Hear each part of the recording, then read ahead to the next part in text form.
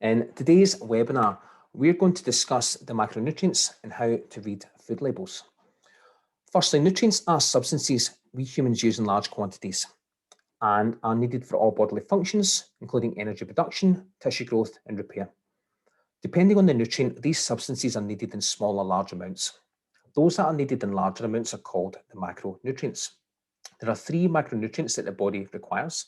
These are proteins, also referred to as amino acids, carbohydrates as sugars, and fats as lipids. Each of these macronutrients provides energy in the form of calories. In proteins, there are roughly 4 calories per gram.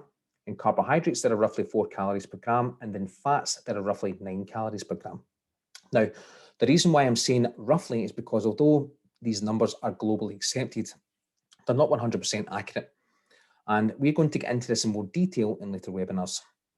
This means that if you consumed 20 grams of protein or 20 grams of carbohydrates within a meal, both foods would contain 80 calories each. If you had them together, the total would then become 160 calories. And that's the same with fats. If you consume 10 grams, you're consuming 90 calories respectively. Next, how to read food labels and what do you need to know? Nutrition labels can help you choose between similar products while keeping a check on the amount and type of nutrients each product contains. They can be highly beneficial to, say, a diabetic who needs to watch the overall sugar intake, and even the athlete, bodybuilder, or day-to-day dieter looking to track the overall calorie and macronutrient intake. Knowing what nutrients you are consuming can help you create a balanced meal, making you aware of each specific nutrient within a certain food group. Also, being able to track specific nutrients will allow greater flexibility within the diet, as you'll be able to vary food sources daily while hitting your overall calorie target. And once this is learned, your macronutrient and fiber intake. So get your calories correct first, and then your macronutrients second. No more worrying if foods are high in fat, sugar, or salt, as by knowing one's daily energy requirements, we can balance each meal accordingly to suit the individual, which is pretty good, isn't it? So just to recap, get your energy intake correct first.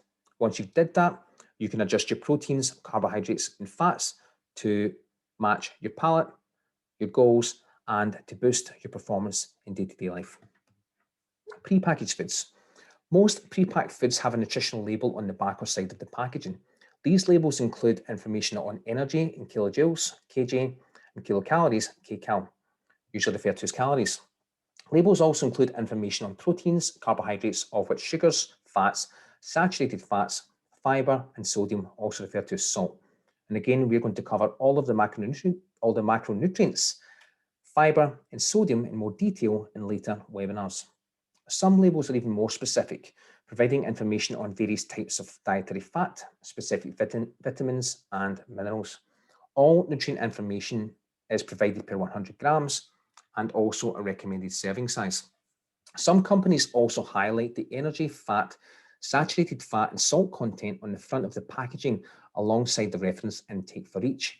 You may notice some of the information highlighted in red, amber, and green light coding, which you can see to the right, which can also help you determine if a food is high, medium, or low in a specific nutrient. Now, I would also take this with a pinch of salt, no pun intended. If you know how much calories you're taking in, day out, then it's not really going to matter much per meal how much carbohydrates and fats you are consuming unless you're over consuming that food. The only time it's going to be an issue is when your meal is not satiating and it's not providing satiety between each meal. If you have high blood pressure or you suffer from hypertension, then yes, pay attention to your salt intake. But then I would also argue that we should be looking at the diet as a whole and not just the salt. And then we also need to address lifestyle factors. I think daily exercise and managing your environmental stress. Also, if your body is running optimally, it should be able to take what it needs from its food and secrete what it doesn't. So if you're taking in 5 grams of salt, for instance, and your body requires 3 grams of salt, then it should be able to secrete what it doesn't require, the 2 grams. Most products will also contain an ingredients list. The ingredients are listed in order of weight, with the main ingredient in the package first. This way, you will know if a product is predominantly sugar-based, fat-based, or filled with lots of additional extras, such as thickeners, sweeteners, and probably others that you've never heard of, but might not be bad for you, okay? This will also benefit anyone with allergies, intolerances, and sensitivities to foods such as wheat, soya, dairy, etc. So next, we're going to do a little bit of food or label comparisons. Now, in front of you, you can see a packet of chicken breast, which is flame grilled, you'll get from Tesco. And most people will think that this is just chicken breast. Now, if we look at the label, you can see that the chicken breast content is 84%. The rest is rice flour, potato starch, corn flour. These are thickeners, stabilizers, sodium triphosphate, salt, and rapeseed oil. So preservatives and potentially things that make the chicken taste better and more moist. Okay. If we look at the nutritional values per 100 grams, you can see the protein amount is 21.4 grams, right? So if we go to the next comparison, this chicken breast has not been flame grilled, but it's still cooked. And you look at the back of the packet, you can see that the chicken breast content is 98%. It still has corn flour, seasoned chicken stock, and salt. But the protein amount is actually higher per 100 grams. As you can see, is 25.2 grams. Now, that might not be a big deal, but if you are looking at your macronutrients and you're trying to up your protein intake, these little things can be a game changer. Some thoughts to keep in mind. Are low-fat products any healthier than full-fat? The answer is no. They basically contain less calories with added sugars, sweeteners, and thickeners. This allows them to taste nice and similar to the original product. They're not healthier, just made up differently. So some things to keep in mind with regards to misleading labels and health food claims. So we can see various different foods here, right? So we've got Munch Bunch, yogurts, Belvita, breakfast bars, Pop-Tarts, and Wheatos. Right, so these are all processed foods. So processed foods are stripped of their nutritional content, okay? Then what happens is they are then added with additional nutrients, okay? So you're looking at the Wheatos and you think, yes, full of vitamin D, iron, vitamin B12. The food itself doesn't contain that, okay? It's been stripped. They've been added in, okay? If we look at the Pop-Tarts, you can see as well, you've got 7 additional vitamins and minerals. So again, is that acceptable? Because does that make that food healthier? Because it has additional vitamins and minerals. The Belvita breakfast bars contains 5 whole grains. How much whole grain is actually in that biscuit? This is why it's important to look at the back of the pack and see, because there's going to be a lot of other things in that food as well. If we look at the yogurts up the top, we can see that there's calcium and vitamin D, strawberry and vanilla. We can actually see some whole strawberries at the left-hand side. I looked at the actual label on that, and there are no whole strawberries within it. Well, it's a slight lie. There is 2.4% of strawberry compote, okay, which is strawberries and sugar, okay.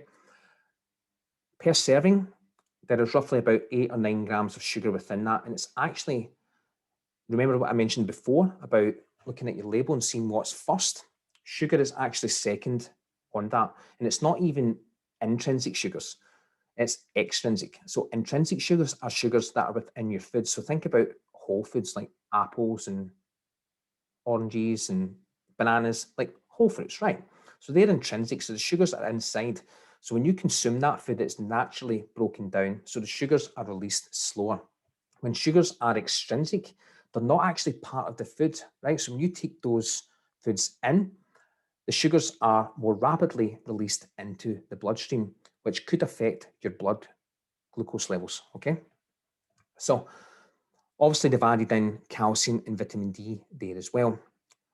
So these are just ideas and examples, right? So when you're looking at foods, in fact, a thing to be wary of, if foods make or companies make health claims, then that should be warning signs. If you look at whole foods, right? If you're buying chicken breast at the supermarket or you're buying packets of rice, it doesn't make health claims, right? It's just whole food, isn't it? So that's something to be really aware of. If it's making health claims, be wary. What I was going to mention as well, and we'll just go back a little second, there is some research into these products. And because we think they are quote unquote healthier, we tend to buy more of them. And that could be an issue because if you're overeating quote unquote health foods, it's not going to help with your weight loss long term. We will actually cover that, I think, in other webinars as well. So stay tuned. Stay tuned. Right. So don't judge foods solely on their calorie and macronutrient content. There are no good and bad foods unless you are allergic or intolerant. And once you know roughly how much you require of each macronutrient, you can macro manage your diet, allow a little wiggle room for the foods you enjoy, and be able to fit them well within your targets. 20 grams of fat might sound a lot at that point in time, but in a diet with a total fat allowance of, say, 80 grams, eating 3 to 4 meals per day, then this wouldn't be high fat, just 25 to 33% of your daily requirement, totally changing your mindset. So if you have any questions, you can comment in the hub, or you can give me a private message, or you can email me anytime. I hope that was very useful to you, and take care.